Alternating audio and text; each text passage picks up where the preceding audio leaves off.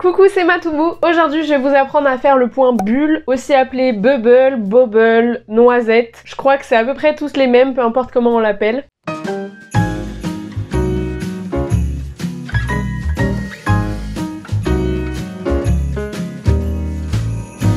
C'est un point tout fluffy qui peut être chouette pour faire un gilet, un pull, une couverture et après vous en faites ce que vous voulez. C'est accessible aux débutants, vraiment c'est très simple à faire, faut juste capter comment ça fonctionne. Et donc je vais vous montrer ça tout de suite. Avant de suivre le tuto, n'hésite pas à t'abonner si tu veux voir plus de tutos, d'idées de création, que ce soit crochet, couture et je parle aussi de seconde main. Donc j'ai pris un gros fil pour que tu puisses bien voir. On va commencer par un nœud coulant. Si tu ne connais pas les bases du crochet dont je vais te parler tout le long de la vidéo, n'hésite pas à aller sur l'une de mes vidéos YouTube qui s'appelle les bases du crochet et je te fais 9 tutos avec tous les points et les mailles de base. On va faire une chaînette de 12 mailles en l'air. On va en faire une de plus qui correspond à la hauteur d'une maille serrée. On va se positionner dans cette maille en l'air là, donc celle qui est juste avant la dernière maille en l'air. Et on fait un rang de mailles serrées tout le long.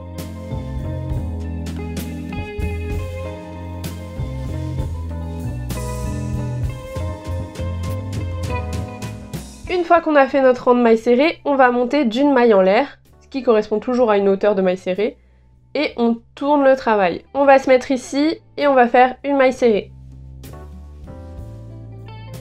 Ensuite, on va aller dans la maille d'à côté, donc on fait un jeté, et on va faire comme une bride, mais on va pas la finir. Donc je fais un jeté, je plante mon crochet, je fais un jeté, je récupère mon fil.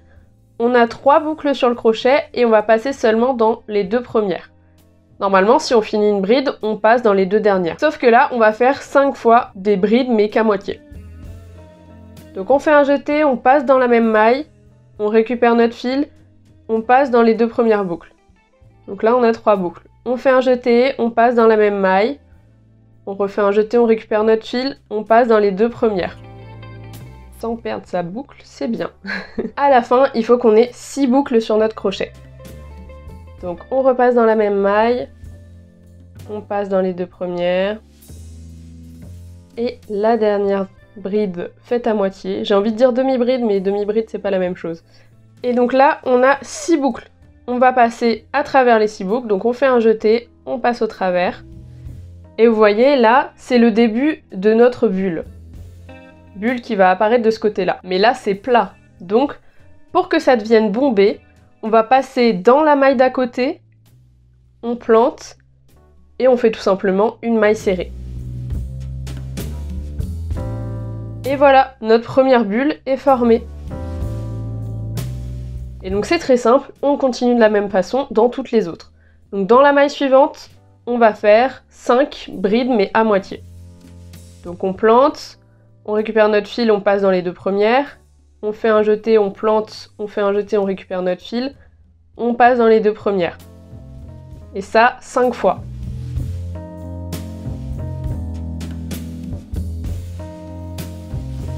Jusqu'à avoir 6 boucles sur le crochet. On passe à travers les 6 boucles, notre bulle est plate, et on va faire une maille serrée dans la maille d'à côté pour avoir notre bulle. On recommence, donc dans la maille d'à côté, 5 brides à moitié.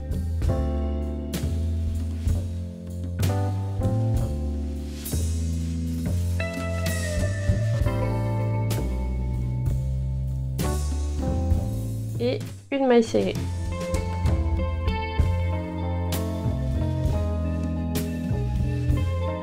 Vous voyez, de ce côté-là, on a un léger creux, et de ce côté-là, on a nos bulles. Donc je continue à faire ça jusqu'au bout de l'échantillon. Évidemment, c'est un échantillon, donc vous, en fonction des projets que vous allez faire, vous faites la taille que vous voulez, mais il faut toujours compter qu'on a une maille serrée, une bulle, une maille serrée, une bulle, une maille serrée pour faire la bulle.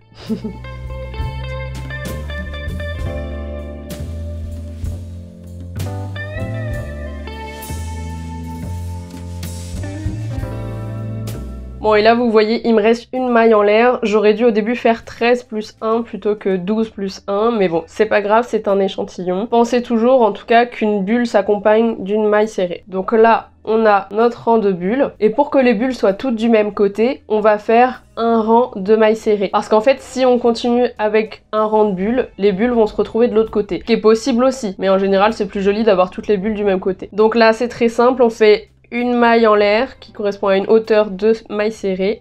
On retourne notre travail et on va faire un rang de mailles serrées. Donc, vous plantez bien ici pour bien récupérer toutes vos mailles. Vous avez une maille de bulle et une maille serrée en fait. Ici, il y a la maille serrée. Et ici, il y a la maille de bulle. On remonte. Ici la maille serrée, ici la maille de bulle. Donc la maille serrée, on passe dedans, on fait notre maille serrée. La maille de bulle, on passe dedans, on fait notre maille serrée. On fait tout simplement un rang de maille serrée, quoi. Une fois que vous avez fini votre rang de maille serrée, vous faites une maille en l'air, ce qui correspond à une maille serrée. Vous tournez votre travail, et là, pour être pile en face, on va commencer directement par les 5 brides à moitié. Si vous faites une maille en l'air, puis vous commencez vos 5 brides, vous aurez vos bulles qui seront décalées. Le rendu est aussi joli, mais c'est à vous de voir ce que vous préférez faire.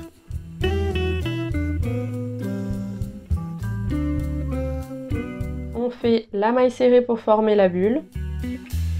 Et donc vous voyez, les bulles se superposent. Si vous voulez que votre bulle se place entre les deux autres bulles, celle du dessous, il faut faire une maille serrée, puis commencer votre bulle. Je finis l'échantillon jusqu'au bout et je vous montre comment ça rend. Et voilà, c'est trop mignon. Et ensuite, pour continuer, vous faites un rang de mailles serrées, puis un rang de bulles dans l'autre sens. Donc là, c'est la version classique comme je vous ai dit, mais vous pouvez aussi faire votre bulle entre les bulles, donc décaler à chaque fois avec une maille serrée. Vous avez aussi la possibilité d'avoir un rang avec les bulles de ce côté-là, un rang avec les bulles de l'autre côté. Par exemple, pour une couverture, ça peut être intéressant. Enfin bref, il y a plein de possibilités avec ce point qui est très mignon. Et c'est compact, hein, ça s'écrase pas. J'espère que ce tuto a été clair et qu'il te sera utile. Si c'est le cas, n'hésite pas à me laisser un petit mot en commentaire, ça m'encourage dans mon travail. N'oublie pas de t'abonner et rejoins-moi sur Instagram où je suis présente tous les jours. Merci d'avoir regardé la vidéo, je te fais des gros bisous.